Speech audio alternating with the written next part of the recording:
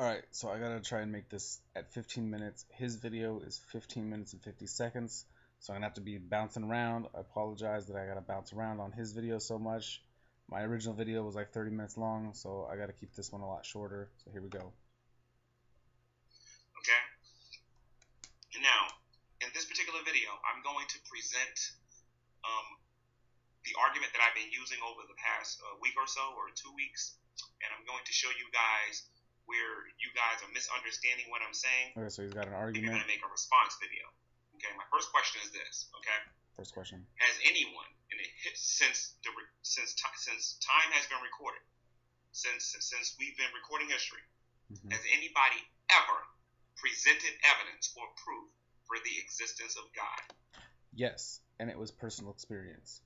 It's always been personal experience. That's essentially it. That's the short of it. See what else he has to say. Number two, after you get that answer, because some atheists will say yes, evidence has been presented, and some atheists will say no. That's not me. Most atheists will just say no because apparently they feel threatened. Which doesn't apply to me. Okay? And you have to pay attention, because if you don't, then you're automatically going to start thinking my argument is something else if you don't pay attention. Okay? Evidence is the available body of facts. Evidence is the available body of facts. So this is just the first part. So available body of facts. Available is the key word. That means that it has to be presentable to other people. Available to more than just yourself. As long as you have that, then it can be regarded as higher evidence. If it's personal experience, then it's very low evidence. It's not very good, because I could say anything. I could say that when I go to sleep, I get transferred to another planet. My body stays here, but I get transferred to another planet, and it's a planet like none other, and I'm the king of that planet, and I rule it, and it's like paradise, and it's amazing. And that can be unfalsifiable. You can't prove that. That's my personal experience. What do you have to say about that? There's nothing. That's my personal experience. That happens to me. Does that make it valid? Is that good evidence for you? Probably not. Or information indicating whether a belief or proposition is true or valid. Right, so if a proposition is true or valid. So basically, in order for that proposition, for my proposition to be true or valid, I would have to present better evidence. So essentially, in order to do that, I would have to say, okay, I would actually have to go to sleep.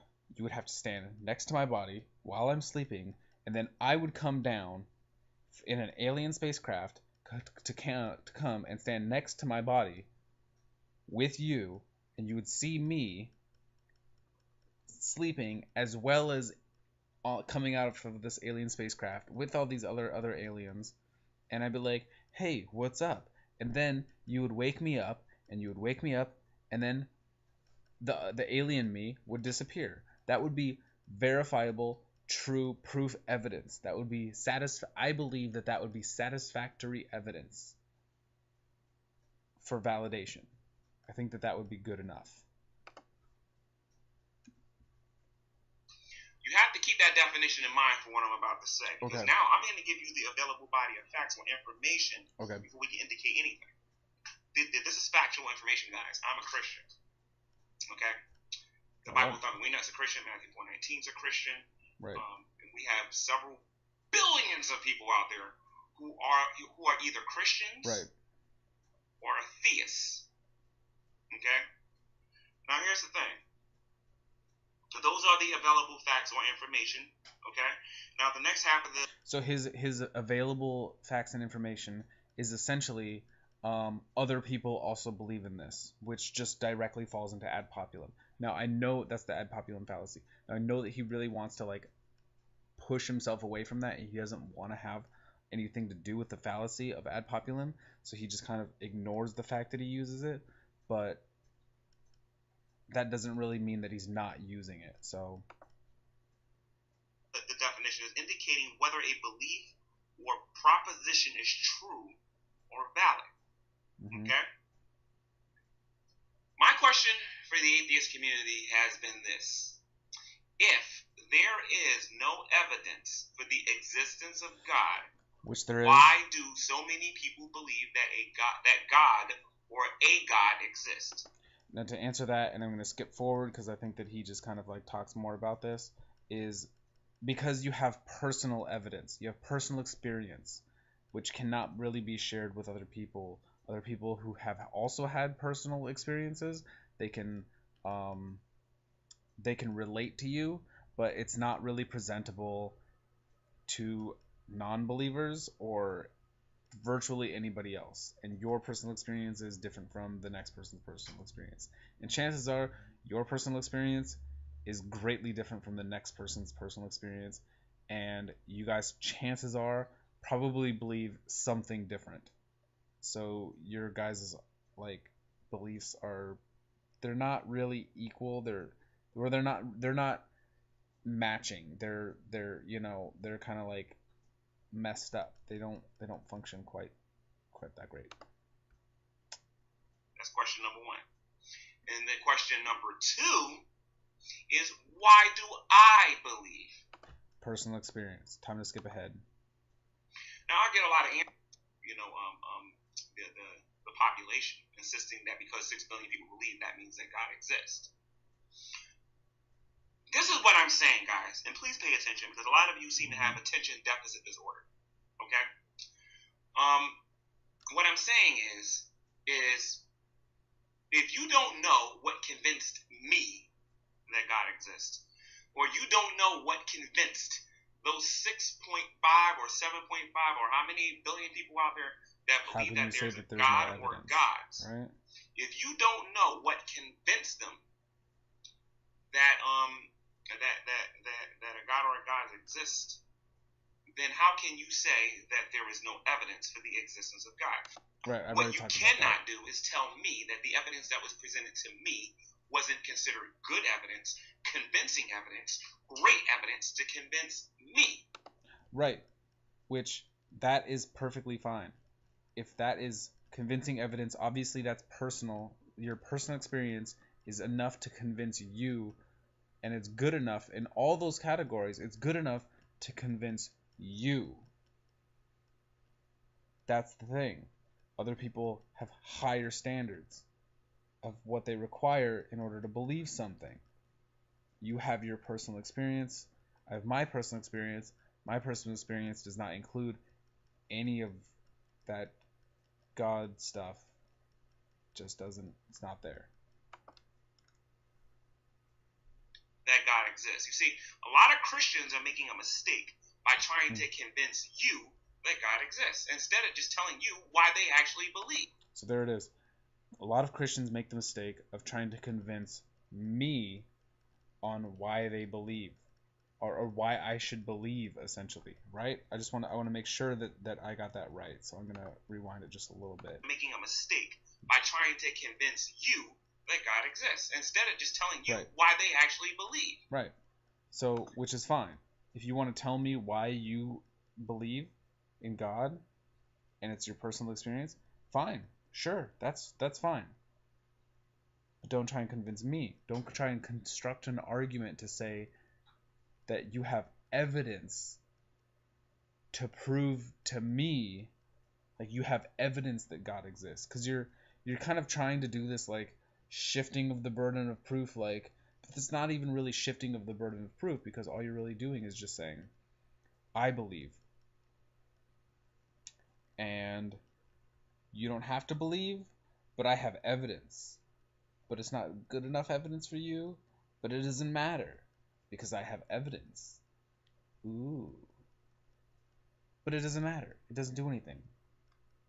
If you're keeping it personal, but then you construct an argument, and that argument is constructed so that you can convince me. So you're saying you should believe because I have evidence. There is evidence. Or at the very minimum, you're basically just saying, stop saying that I don't have evidence, which I'm fine. Sure, you have evidence, but your evidence is personal experience. I'm going to have to skip forward a lot. What I've come to the conclusion is that if I come to you, no matter, I mean, even if Jesus Christ would have come down from heaven, 100% of you cannot tell me why I believe. Doesn't matter. Disorder. Why do you tend to forget this stuff? But I'm explaining to you one more time. Okay. Feel free to make as many video responses. Put the link below. I will gladly watch it and I will comment. All right. Now here's the thing. This is demonstration of faith. Chair here. Okay. I know that there's a certain amount of information about this particular chair. He has confidence. Okay? He does not have faith. And I know that there's a certain amount of weight that scientists say that this chair will be able to hold up. Because of confidence. But how do I show that I trust this information? Because you've sat on chairs before. That I think this information is valid. I have to take a step out of faith. No, you don't. You have confidence because you've sat on chairs before. And now I demonstrated that I actually believe that this chair can do what it's doing. That you don't have biblical faith. No, it's not. Not the blind faith a lot of you claim Christians walk by. And remember, which, blind faith, I don't think is a very accurate term, because he does make a point where he does have evidence. It's personal evidence, so he's not blind. He's following his own evidence that he has found. Now, he may have bad evidence, but that doesn't matter to him, because his evidence is valid to himself. So he's not blind. He's following the evidence that he's found. So he's not blind. He doesn't have blind faith. He may have misguided faith, or he may just believe it for bad reasons. I'm not sure, but I know he has personal experience. So every time one of you say I walk by blind faith, that is I already covered that. Scientists forming questions and then acquiring the knowledge to either support or disprove the scientific theory. That is where the collection of empirical data comes into play. Okay, so let me put that. So, for those of you who don't know what this is based on what I read, basically when an atheist asks you for empirical evidence, they want something they can see, taste, touch, smell. Right. They want something that they can actually see with their physical eyes, something that can be explained naturally. Okay, a lot of you already know my answer prayer argument, but because I have a lot of new traffic coming into my channel, I will briefly give it to you. I believe that you can get a prayer journal, you can keep track of your prayers. This is just a condensed version of it, guys. That you can keep track of your prayers, you can be able to write all of them down, and you'll be able to tell when you make those prayers and when and how they're being answered. I have said many times on YouTube that all of my prayers have been answered. Let me explain to you guys what I mean by that. Number one, I get yes, I get no, or I get not now. Or sometimes I get the wait, okay, from God. You can't say no is not an answer. You can't say yes is not an answer. You can't say not now is an answer. And this is the thing. A lot of you are going to be like, well, that's unfalsifiable.